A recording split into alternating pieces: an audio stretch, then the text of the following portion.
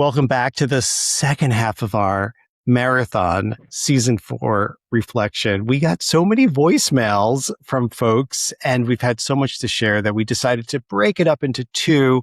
How are you two feeling? You ready for the rest of the marathon? Absolutely. Love running.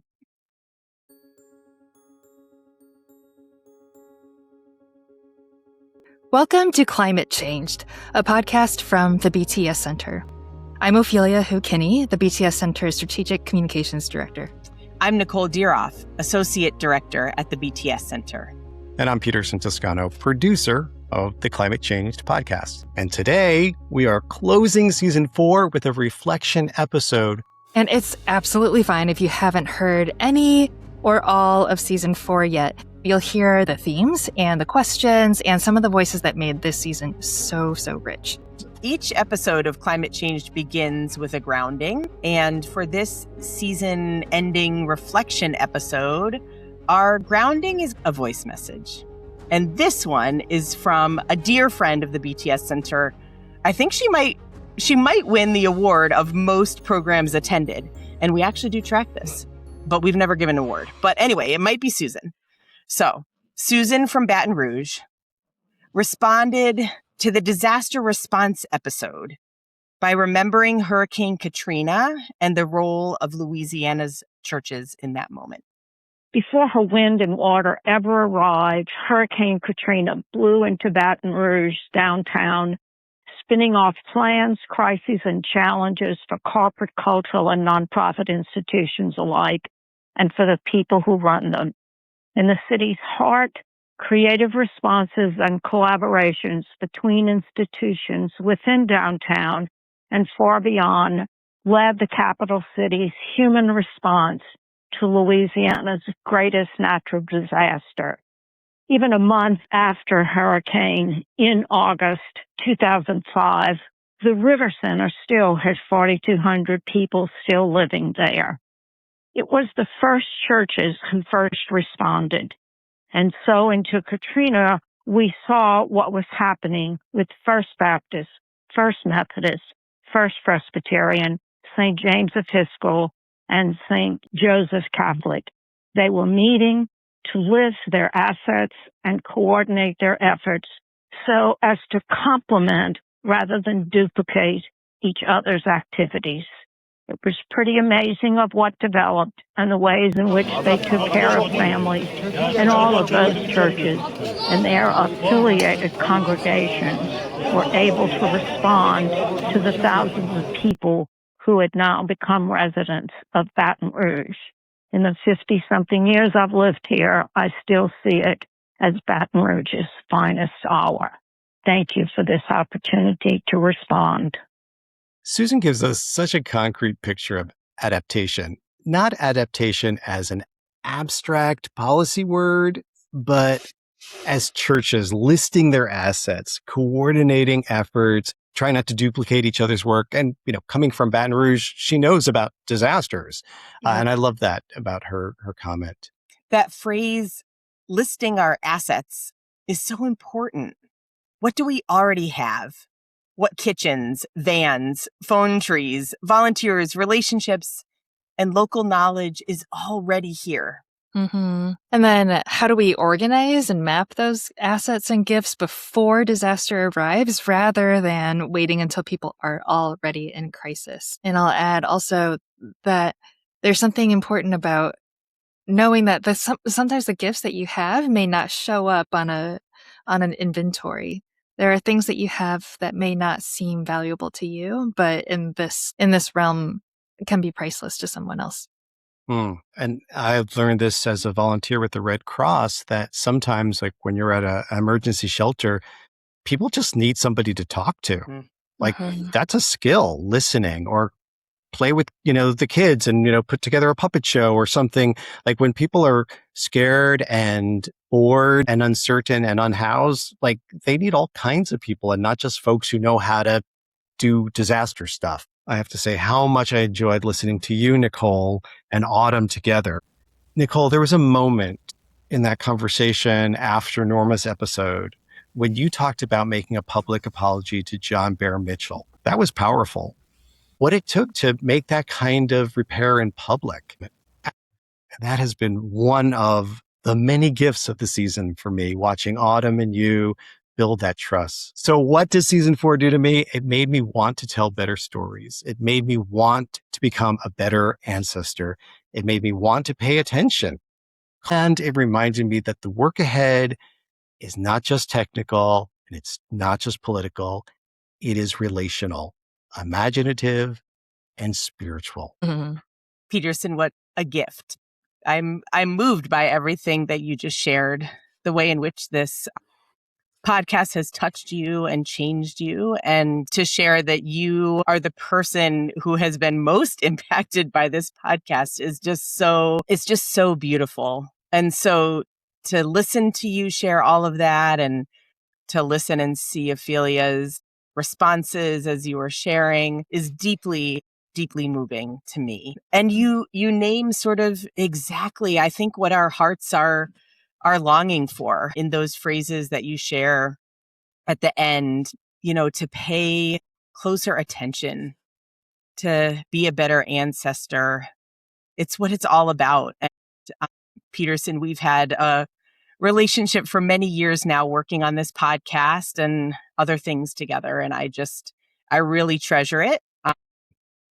Truly, I trust you, like in this really sort of weird way that I don't trust anyone else, because you take these conversations and put them out for public consumption. And somehow I totally trust you with that. Like I actually don't want to listen in between as you're doing your editing and you're producing. We have these conversations, and then, just so you all know, listeners, I listen when you listen. I listen when it comes out, when it pops into my feed. And so anyway, I really, the trust is quite unbelievable when I think about, I just let you take our conversations and do what you will. But I want to reflect on the moment that you shared, because when I was listening to that moment where I was sharing that story in terms of apologizing to John Bear Mitchell, which I usually take some notes about things I'd love to talk about in a particular episode as I'm getting ready. And y'all, that was not on my list. That moment was not on my list of things I thought I might talk about, but the conversation with Autumn drew it out. I listened to that episode walking on the beach when it was released.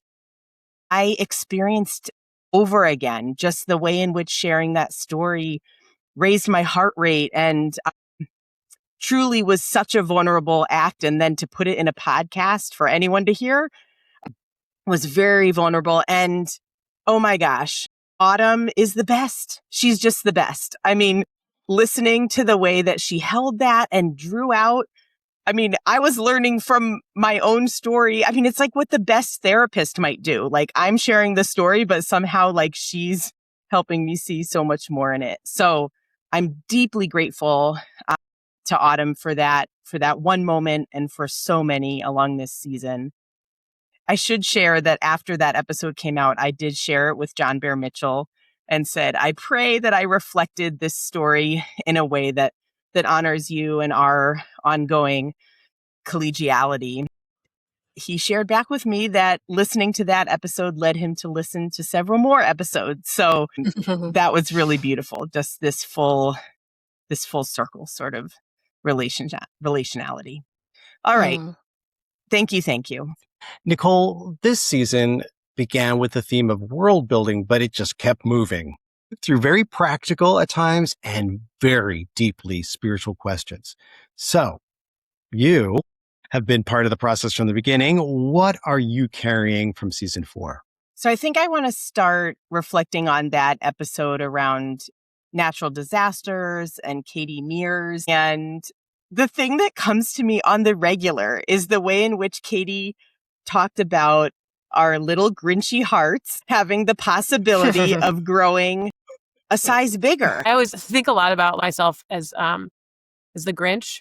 And like what we're trying to do is like have our little Grinchy hearts grow like one little size. I do think that our like little Grinchy hearts do grow when we can do something together that's outside of our comfort zone.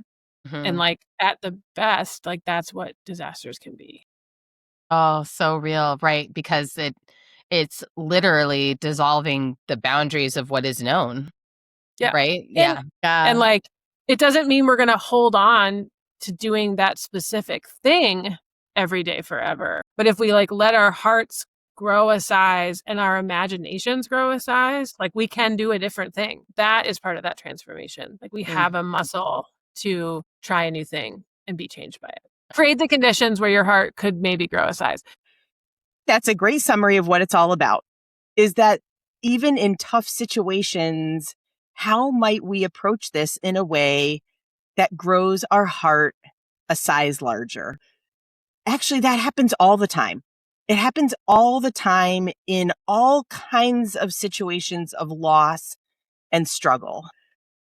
2 years ago, my mother-in-law passed, and there are little reminders, seasonal reminders that make me reflect on that ending. It was incredibly hard, and the family grew incredibly close. I think our hearts got bigger for going through it. Now, that's a loss, and I imagine many of our listeners will have had losses of significant loved ones. So to imagine the way in which loss can grow our hearts larger, struggles, maybe even it's just a day-to-day kind of struggle, observing something with a neighbor, it can grow our hearts a little larger, especially when we get to live into being the sorts of humans I believe we were created to be, which is social, interconnected humans that do things with one another, that reach out and hold a hand. And I think so often about the things that we're up against that separate us, that need us to actively practice that reaching out and that holding a hand. Peterson, you made this comment about our species being at war with the natural world. It makes me think about how two things are true, or maybe a lot more than two. But here's the two. In my neighborhood, I drive by a house where a child is very committed to the turtles that have decided to nest right next to the road on their property. And so they have put up all these signs, turtle crossing, slow down. I think about, that's the human species too. You know, and then I think about stories of young kids who take firecrackers and blow up frogs. And it's probably the same age of young person. One is setting up signs to protect turtles, and the other is like thinking it's fun to blow up a creature. Like, how is this possible that this is both our species? But I just want to keep leaning into it is part of our species to care so much that we would set up signs and make sure the turtles can get to the other side safely. Aura's quote that we heard in the episode with Aura, she says she experiences people who are hungry for culture before it was eaten up by capitalism. Just resonates like so strongly for me. This eaten up by capitalism way in which our religions and our cultures have been tied up in something. I've been in a course recently where we kind of make a distinction between imperial Christianity and what we might be inspired by in the stories of Jesus. Why is there such a difference? I mean, but something has been eaten up. Something has seriously been eaten up. And I have been just pursuing this question. And one of the ways in which we've been doing that here in Maine is by asking some of our Indigenous brothers and sisters to share with us their perspectives. Recently, we had a Passamaquoddy language keeper named Dwayne Toma join us for a program where he shared an Indigenous perspective on the doctrine of discovery, which is capitalism eating up Christianity. Capitalism and colonialism and the violent impulse eating up Christianity. and causing so much harm. And Dwayne, at the end of his presentation, he said, I am not looking for left wing or right wing. He was referring to politics, but he said, I need a bird with 2 strong wings. And I've been thinking about that bird imagery. We need a bird with 2 strong wings. We need it to have a large heart built through honesty and truth-telling and suffering and loss and a growing heart. And we need birds with heads high. When we hear these stories of the doctrine of discovery, they could easily leave us with our head tucked over in shame. But we have to find ways for our hearts to help us hold our heads high. And then to find those other birds that want to form a V with us and to fly in unison together. And that is the metaphor that I think is the culture of the visionary future that I want to lean into, that I long for. No more intergalactic blah over here, as you said, Peterson. This is us being ourselves in the best possible way. Well, Nicole, what you said about Rabbi Ora's quote about how people are hungry for culture before it was eaten up by capitalism. Oh, that got me thinking also about Tories' insistence on futures that are worth living for, futures that are worth fighting for. To evade the intergalactic blah that Peterson has introduced us to, it makes me think about who in those stories gets to decide what culture looks like, and our acceptance that there are just some things that will have to get sacrificed, or some people or some cultures or some traditions and rituals that will just have to be sacrificed in the name of the preservation of the great intergalactic blah. There's an insidious kind of thread beneath that says the things that make us so vibrant and lovely and diverse, those are going to have to go in order for us to maintain some kind of future civilization. Boo!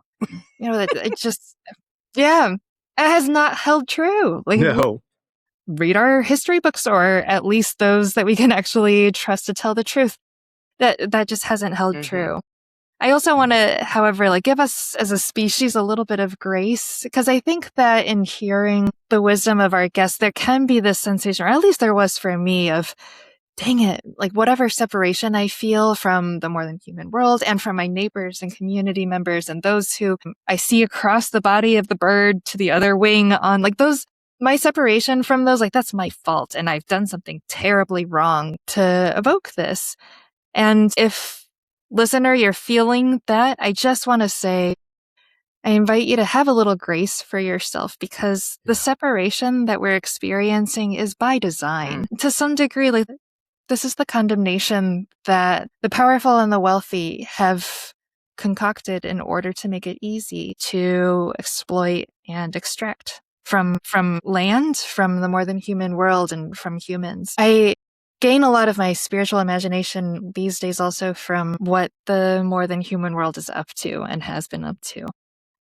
Not in a way that says I want to project human experiences and feelings onto these other species, but in a sense that we're not that different and we're not that separate. And so for us to participate in the same economies of reciprocity or communal life, the way that other life forms do, is pretty natural. And recently I learned that there are times when trees are cut down and you see a stump and you imagine this tree is dead. In the meantime, it is being fed by other species and other trees around it, to a point where something that looks like a tree can come out of that stump again. It doesn't have the ability on its own anymore as a stump to photosynthesize, to nourish itself, but it is still receiving nourishment from its neighbors because of perhaps reciprocity, maybe a sense that the world is better with this neighbor in it, maybe out of something like love. I don't know. That's beautiful. Well, I do want to get to another voicemail. Our next voicemail comes from Michael, who responded to a theme that has appeared in the BTS Center's work before. And it came again really powerfully through this season, too. So what Michael is referring to is Peterson, you actually brought this up earlier, the call to be a good ancestor. Let's listen to this voicemail. My favorite idea from the climate change podcast has to do with the idea of being good ancestors. This topic was perhaps first discussed in a BTS Center online event with Sherry Mitchell, an Indigenous author and activist from the Penobscot Nation, and then again this season by Norma Wong, a Zen master. Both of these teachers spoke about the concept of being good ancestors, which struck me as a profound concept when I first heard it, and the impact of it still resonates with me. As it sunk in, I thought that our Christian traditions didn't hold this idea. I couldn't recall hearing it in any sermons, but I was wrong. Using my computer's AI tool, I was reminded that the Bible does talk about God's covenant being for many generations and such. But being good ancestors seems to be a much more important, more fully developed, and more clearly articulated belief amongst Indigenous people. Think about how differently we would behave if we held this concept in our minds, the need to be good ancestors to those who will follow us. We're not separated from those who preceded us or those who will follow. I think Sherry and Norma are saying that we are deeply connected with many peoples across time. Norma asserts that we are connected with all creatures and the entire universe across the vastness of time. Sherry described time as more of a circle than a line, and we have responsibilities to them all. Don't let this idea pass as just a catchphrase. Stop and dwell on it. That was fun to listen to for me, especially because Michael is my father, and Peterson, maybe other than you, is a person who has been thoroughly impacted by climate change. He is a very devoted listener to this podcast. And there was a day that he said, I always thought of you as smart, but when did you become wise? Which is like an amazing thing to hear from a parent. Yeah. What a gift. But this message really touched me because my dad is often the one who comes home from church and says, okay, we were asked to slow down and reflect again. Really, I want to get to work. I want the sermon to be about a piece of action. So here's my father taking in the wisdom of climate change and saying, don't just sit with this as a catchphrase, really stop and dwell on it. Yeah. And that's a really good reminder for this whole season. I mean, world building, it's not just a clever theme, right, that we came up with. It really developed throughout the season. But what it really is a way of asking what we owe to those who came before us, those who are here now, and those who are yet to be born. Yeah. It's asking us to stretch our imagination across time, too. So not just what do I want right now, but what kind of ancestor am I becoming right now? Well, I'm loving these voicemails, and I'm so glad we received so many. We also heard from Katie, who shared something we always hope for with this podcast, that these conversations do not stay abstract. And we really try to make them practical. So they move into congregations, committees, preaching, liturgy, relationships, and decisions. So thank you, Katie, for this voicemail. Hey, Autumn. Hi, Nicole. Thank you so much for all of the incredible conversations and incredible guests this season, and also share 2 ways that this podcast has impacted me over this past year. So the church community that I attend has been working on solar panels. I'm on their sustainability team. And in this push towards the vote, I was doing a lot of writing liturgy and preaching about kinship and sustainability, our connection to creation, pulling in eco-theology resources, just really hyping up this investment that I see as so aligned with our values. And I'll say that the solar panel vote passed, which was awesome. But in conversations with people in church and hearing a lot of their anxieties and fears about the future, particularly concerns about money and financial investments, and I was imagining that there might be different concerns. And I think just the ways that this podcast has helped to build my muscles of imagination and hope so strong. And it also has encouraged me that I need to support others in, building those muscles too. And solar panels are so clearly a dream seed early on in my timeline that helps to create the clean, green, and just future that I envision for my community. And I just, this podcast gives me tools to help others see that vision and expand their imaginations as well, that a better future is possible and we don't need to freeze or, have these emotions lead to inaction, but that we can work together and have some really exciting things happen. So yay, solar panels. The other thing that I wanted to share is that I really love the storytelling episodes from Convocation. And I listened to Tyler's story with my grandmother. I call her Nani. And she has Parkinson's, which makes it harder to get outside and be outdoors these days. And listening to that really immersive soundscape with the waves and loon calls was really nostalgic and a beautiful way for us to connect and remember times together outside. So thank you for creating spaces that cultivate hope and conversation and connection and imagination. I'm grateful for both of you. Katie gives us such a beautiful example of world building in practical terms in practice.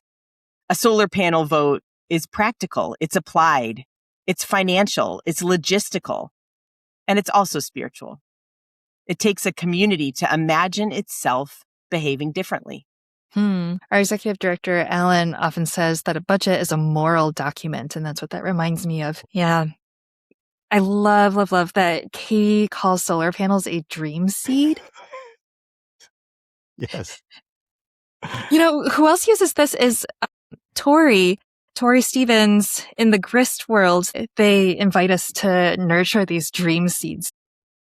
So Katie came to a workshop with Tori. So I'm pretty sure all these amazing interconnections, I'm pretty sure Katie's using that word because Tori introduced it to her.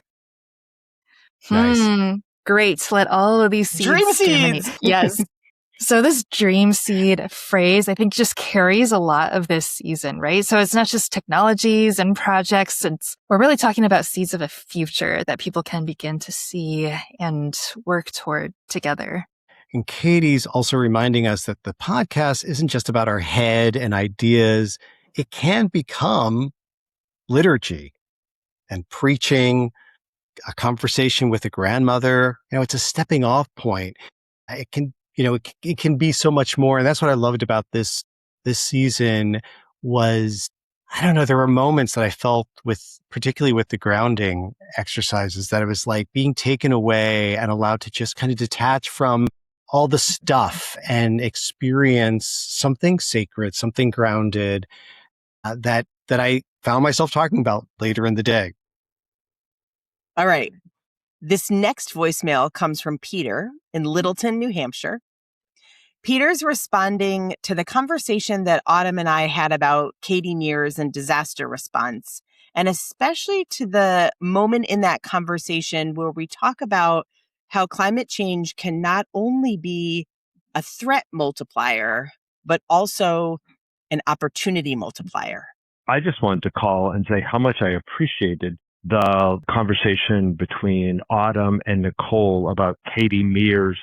What really struck me is how much I need driving up and down the road, which is when I tend to listen to climate change, to hear words of encouragement and to hear things like opportunity, multiplier, a different view, a wider view, a longer view.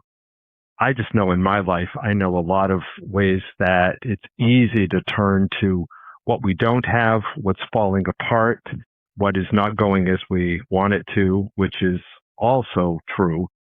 And it's all the more reason why I need to see the challenges of today also as opportunities for change, for coming together, for new ways of being and wider ways of looking. So thank you for what you're doing and for the difference that it makes in my everyday life. So grateful. Thanks. I really appreciate Peter's honesty in that he doesn't say, don't look at what's falling apart. He's saying, yes, that is true. This is falling apart, and I still need a wider view. And I'm loving yet another connection here, because the first time I heard that phrase, how it's a threat multiplier, but also an opportunity multiplier, was Dr. Natasha DeJarnette, who's a public health specialist who I knew before the BTS Center when I was working at Citizens Climate Lobby. And she, said that publicly and said it on the podcast that I did for them. So I just like that phrase is alive. And I don't know if he heard it from her, but, it's kind of all coming together there. And Peter and Natasha are both board members of the BTS Center. So maybe this is all becoming a little too internal circle, but it is amazing the way that these ideas flow among and between us. Yeah. And how we encourage and influence and inspire each other. Yeah.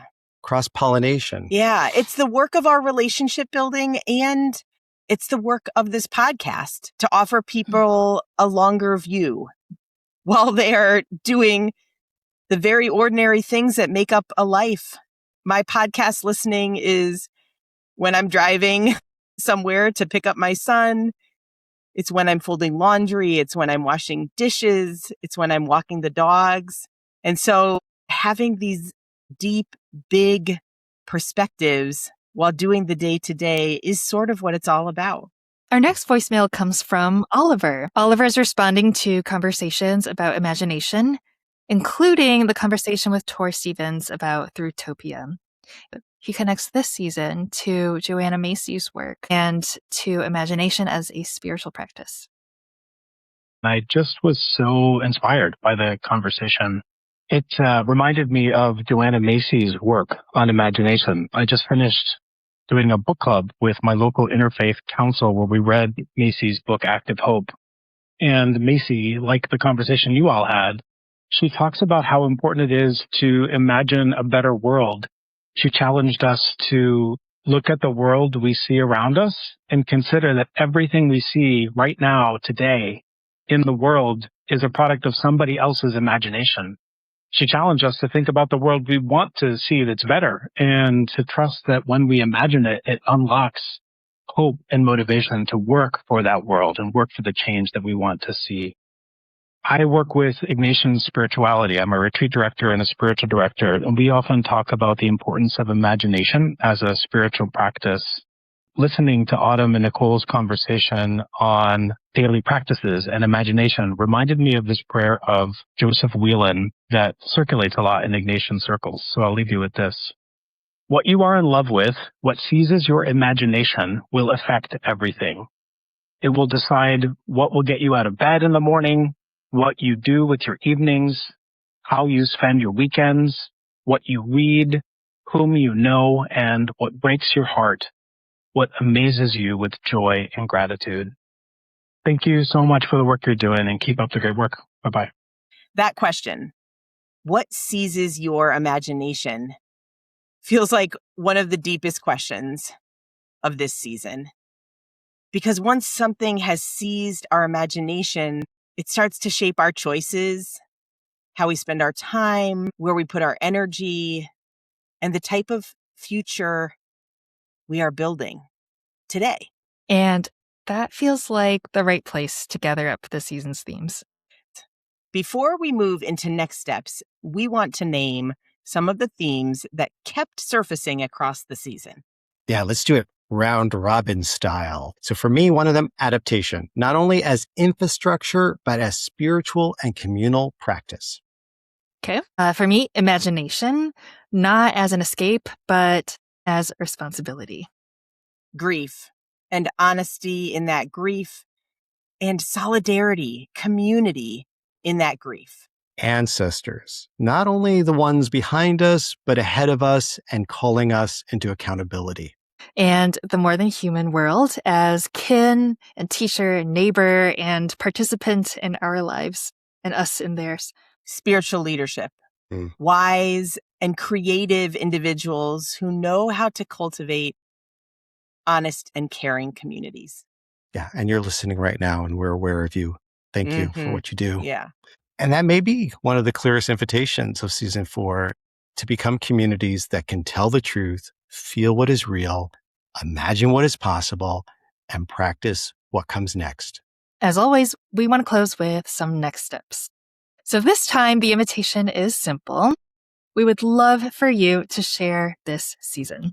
If this episode or any of the episodes from season 4 made you think of someone, please share the episode with them.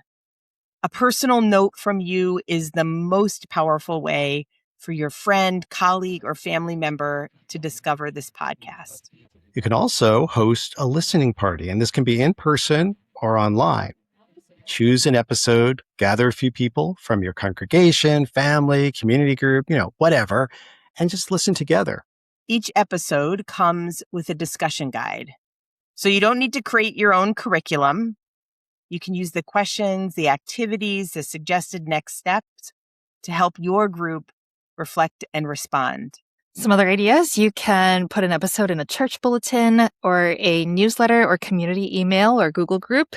You can share a link with a clergy colleague or lay leader, a teacher, an artist, an organizer, someone who's just trying to make sense of this moment. You can share it with your ex. There's also people looking for this. Like, they don't know what they're looking for because they don't know it exists. And you can help them by posting a link to an episode in a Reddit discussion, a Slack community, Discord server, which is a funny thing. Discord, we just set up a Quaker Discord group, which Quakers really shouldn't have Discord. No, we really had to explain to some of the Quakers. It's like, no, it is not actual Discord, but like a Facebook group, there are people who are looking for this, but they don't, how will they know unless you tell them?